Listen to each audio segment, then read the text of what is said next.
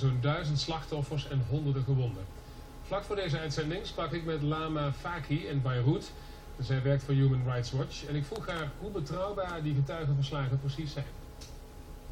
We've relied on different sources, and we've also spoken to some individuals from the outside that have been able to get there. Now, the number of people that you have spoken to, is that enough to confirm that there was a chemical attack a week ago on Wednesday? So the residents and physicians that we spoke to described to us symptoms and treatment that is consistent with exposure to a nerve agent.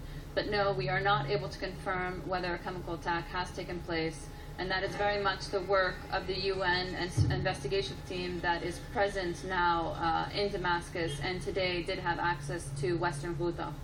Now, Lama, this is just in. I will give you the latest news. Secretary of State John Kerry has just stated that the regime of President Assad is fully responsible for the attack last Wednesday, and he is speaking of an obscene operation. Are you surprised to hear from the Secretary of State, John Kerry, that he now is making the regime, President Assad, responsible for this attack?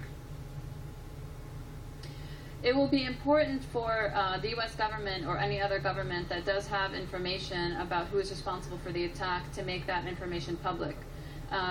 We continue to call on the UN Security Council to take a range of measures that would protect civilians in Syria. We know that the Security Council has been paralyzed by both Russian and Chinese intransigence since the beginning of this conflict. And we are very much looking to the UN Security Council to act, to send a clear message that those that are responsible for these violations, government or non-government, be held accountable. Right.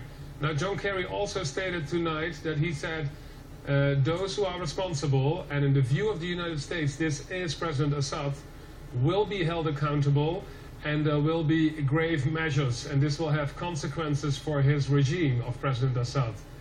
Can you understand the Secretary of State stating this tonight?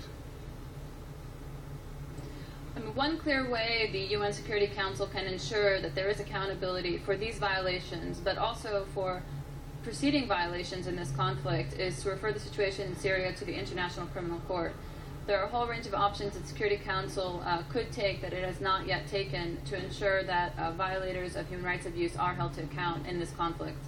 Are you saying that this should go through The Hague, the international courts, and there should be no bombardments of any military goals in Syria? Absolutely. We do believe that the Security Council should refer the situation in Syria to the International Criminal Court so that violations perpetrated on Wednesday, but also violations perpetrated beforehand by both the government and by opposition forces can be investigated, and those perpetrators of violence can be held to account.